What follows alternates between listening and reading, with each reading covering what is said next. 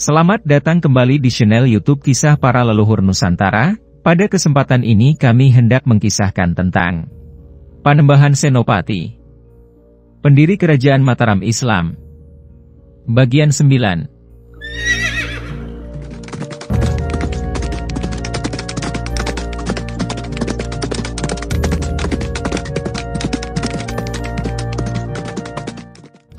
Memang karakter Raden Rangga menarik untuk diceritakan. Raden Rangga itu putra sulung Panembahan Senopati. Ia sangat sakti, terkenal kuat, tidak pernah takut kepada siapapun. Wataknya cepat sekali pemarah, dan jika sudah marah, gampang sekali memukul ataupun menempeleng. Alkisah, ada seseorang dari Banten yang ingin menantang dan adu kesaktian dengan Panembahan Senopati. Raden Rangga mendengar ada seseorang yang koar-koar menantang ayahandanya, langsung marah. Ditemuinya orang tersebut. Terjadilah perang tanding, namun akhirnya orang tersebut mati juga, dengan kepala pecah terkena tempeleng tangan Raden Rangga. Sang Panembahan Senopati juga mangkel atas kelakuan Raden Rangga. Dinasehatilah anaknya ini. "Anakku Raden Rangga, janganlah kamu memamerkan kesaktian. Karena di atas langit masih ada langit. Kalau kamu memang sakti, cobalah kamu patahkan tangan telunjuk ayahmu ini." Raden Rangga memang orangnya panasan, bergumam di dalam hati, apa tidak ada orang sakti selain ayahandanya. Ia tersinggung, dengan sekuat tenaga ia coba mematahkan telunjuk. Sudah berusaha namun tidak bisa juga, sampai pakai kuda-kuda. Sekali dihentak oleh Panembahan Senopati, Raden Rangga terlempar cukup jauh. Raden Rangga sangat malu dilihat orang banyak. Ia berniat pergi, malu dilihat orang banyak ia menjadi pecundang. Ia tidak melewati pintu gerbang, namun ia menabrakkan diri ke pagar bata. Pagar bata itu jebol laksana dihajar buldozer. Waduh, sang arsitek bangunan juga bingung, itu pagar kok bisa jebol. Kepergian Raden Rangga membuat gusar dan memerintahkan seorang prajurit pilih tanding untuk menyusul Raden Rangga.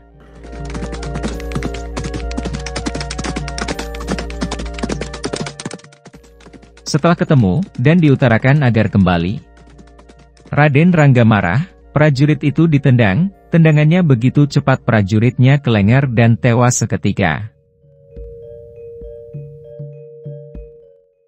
Raden Rangga hendak ke Pati, mengunjungi Adipati Wasis Wijayakusuma di Pati yang merupakan pamannya. Sang Adipati sedang duduk di balai kademangan, ketika melihat Raden Rangga, melambaikan tangannya. Raden Rangga melihat, dan karena arahnya lurus, Raden Rangga langsung menemui pamannya. Nah, di depan balai ada batu besar, namun Raden Rangga tidak mau menghindar. Ia menganggap batu ini mengganggu saja, ditabraklah batu itu, dan batu itu hancur berkeping-keping. Gegerlah orang-orang Pati, melihat kelakuan dan kesaktian Raden Rangga. Beberapa lama tampak Raden Rangga terlihat berkelakuan baik. Namun tidak lama, kelakuannya kumat lagi. Ia membawa pedang dan jalan ke alun-alun, dan menusukkan pedang itu ke tubuhnya. Pedang itu hancur berkeping-keping, dan ketika ia melihat seorang prajurit, dicekalnya bajunya, dan ia bertanya kepada prajurit itu, "Cepat tunjukkan kepadaku, siapa yang paling sakti di daerah Pati ini, jika tidak mau kamu meregang nyawa." Saking takutnya ia menunjukkan seorang pertapa di hutan kepada Raden Rangga.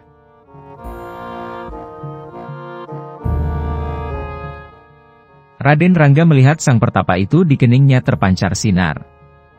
Namun ia tidak peduli, malah ia menantang sang pertapa itu. Namun sang pertapa tidak meladeni dan hanya tersenyum. Dan akhirnya Raden Rangga menyerang, namun sang pertapa hanya terdiam, tidak tampak untuk menangkis. Dan akhirnya kepala pertapa itu terkena pukulan Raden Rangga.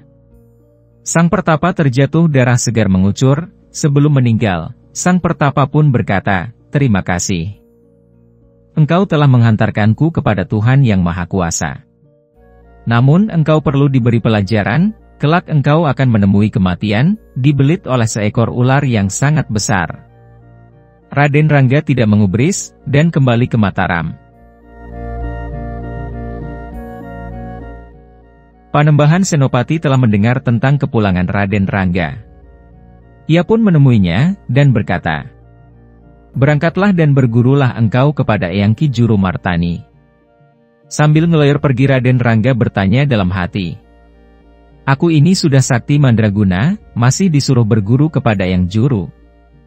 Apa yang akan saya pelajari?" Ia langsung ke rumah Eyang Juru, namun Eyang Juru sedang sholat di masjid kecil yang berada di rumahnya. Raden Rangga duduk di tangga masjid itu, terbuat dari batu kumalasa. Batu itu ditusuk-tusuk oleh jari Raden Rangga, dan batu itu menjadi berlobang-lobang. Seolah-olah batu itu terbuat dari tanah lempung. Para subscriber channel YouTube Kisah Para Leluhur Nusantara. Setelah selesai sholat zuhur, Ki Juru Martani kaget melihat kelakuan Raden Rangga. Ia pun berkata, "Raden Rangga, batu yang kamu tusuk-tusuk itu apa tidak keras?" Seketika batu itu menjadi keras, dan jari-jari Raden Rangga tidak bisa membuat lubang di batu itu.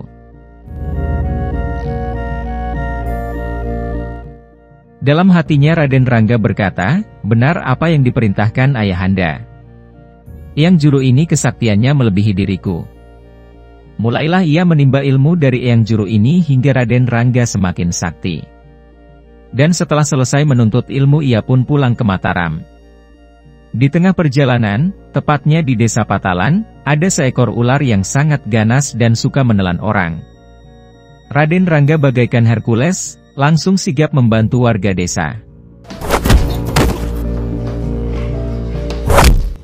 Terjadilah pertarungan antara Raden Rangga dengan ular itu. Ular itu langsung membelit tubuh Raden Rangga. Raden Rangga dipatuk dan digigit oleh ular tersebut, tapi Raden Rangga tidak peduli dan dihajarnya ular tersebut. Ditarik-tariknya ular besar itu dan akhirnya mati juga ular besar itu. Raden Rangga terluka juga, namun ia tidak memperdulikannya, ia terus saja pulang ke Mataram. Sampainya di rumah, ia pun jatuh sakit. Terlihat dari pengaruh bisa ular yang luar biasa tersebut dan akhirnya Raden Rangga pun meninggal dunia.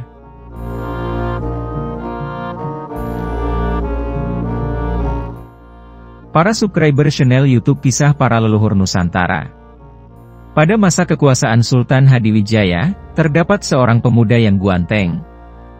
Raden Pabelan namanya, anak dari Tumenggung Mayang. Raden Pabelan ini belum mau menikah, dan kerjaannya agak kurang terpuji, yaitu sering mengganggu anak gadis orang, ataupun janda kinyis-kinyis, maupun istri orang. Ya kalau hanya sekedar foto-foto itu mah masih mending, lah ini lebih dari itu. Apalagi dengan status available-nya, membuat para gadis-gadis kelepek-kelepek. Hal ini yang bikin pusing Tumenggung Mayang, selaku ayahandanya. Setiap ditanyakan, kapan segera menikah? Selalu jawabnya Raden Pabelan, "Tarsok, tarsok." Sampai bolak-balik Tumenggung Mayang menasehati, sampai dower lambene, mulutnya, tapi tetap aja Raden Pabelan ini beregudul. Suatu ketika, saking jengkelnya Tumenggung Mayang atas kelakuan anaknya itu, ia pun berkata, "Kalau engkau memang benar-benar jantan dan lelaki, jangan hanya berani dengan para gadis ataupun janda-janda di sekitar sini aja. Kalau emang jagoan, deketin itu Putri Kanjeng Sultan Hadiwijaya, Ratu Ayu Sekar Kedaton." Seketika Raden Pabelan terdiam, ia bingung bagaimana memikat anak dari Sultan Hadiwijaya. Salah-salah bisa-bisa kepala yang melayang. Jika kamu berhasil, bahkan sampai menikah dengan Ratu Ayu Sekar Kedaton, maka akan tersohor namamu, bahkan gelar pangeran akan melekat pada dirimu. Daripada hanya godain rondo-rondo di wilayah ini, kadang juga mambu kecut. Apa engkau ragu, dengan ketampananmu untuk memikat Ratu Ayu? Ayahanda. Hamba berani menerima tantangan Ayahanda. Namun hamba bingung, bagaimana caranya untuk berjumpa dengan Ratu Ayu Sekar Kedaton, tanya Raden Pabelan. Loh, kan sudah kuajarkan berbagai kesaktian, apakah engkau tidak bisa menembus pagar Kesultanan Pajang dan bertemu dengan Ratu Ayu, tanya Tumenggung Mayang. Memang, dengan ajian Cirak Banon yang telah ayahanda ajarkan, dengan mudah hamba bisa menembus pagar tinggi Kesultanan Pajang. Namun hamba belum pernah ketemu dengan Ratu Ayu, bagaimana hamba bisa merayunya, tanya Raden Pabelan. Oh, soal itu. Serahkan kepada ayahandamu ini. Akan aku kirimkan surat dan wangi bunga cempaka, agar bisa dibaca oleh Ratu Ayu, kata Tumenggung Mayang. Dan memang, dengan jalur khusus surat itu, bisa nyampe di tangan Ratu Ayu Sekar Kedaton. Surat itu nggak panjang-panjang, amat pendek, namun sangat menyentuh perasaan paling dalam dari Ratu Ayu Sekar Kedaton. Surat itu berisi curahan hati Raden Pabelan yang ingin mengabdi kepada Kanjeng Ratu, tidak hanya di dunia, namun juga sampai di akhirat. Para subscriber channel YouTube Kisah Para Leluhur Nusantara.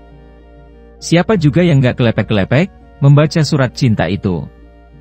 Terlebih setelah mendapat informasi dari para abdi dalam dan dayang-dayang, bahwa Raden Pabelan itu sangat tampan, menggetarkan hati para gadis siapapun yang melihatnya.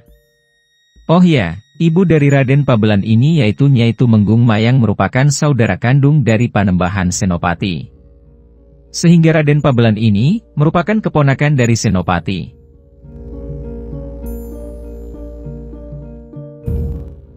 Melalui emban atau dayang-dayang Ratu Ayu Sekar Kedaton, berkata, jika memang Raden Pabelan benar-benar mencintaiku, mintalah ia nanti malam untuk datang ke Taman Keputren, aku tunggu ia di sana. Satu lagi, jaga rahasia ini rapat-rapat, kata Ratu Ayu Sekar Kedaton. Sungguh girang hati Raden Pabelan mendengar kabar itu, dan nanti malam ia akan datang ke Keputren, menjumpai sang pujaan hati. Para subscriber channel YouTube Kisah Para Leluhur Nusantara. Bagaimana kisah dan sepak terjang Raden Pabelan dalam menembus barikade penjagaan ketat wilayah Keputren Kesultanan Pajang? Tunggu episode berikutnya. Para pecinta dan para subscriber YouTube Kisah Para Leluhur Nusantara, kiranya cukup sekian dulu, silahkan ikuti kisah-kisah selanjutnya di waktu dan jam yang sama, dengan cara klik subscribe dan juga loncengnya, agar Anda selalu mendapatkan notifikasi jika channel YouTube ini mengupload video kisah terbaru.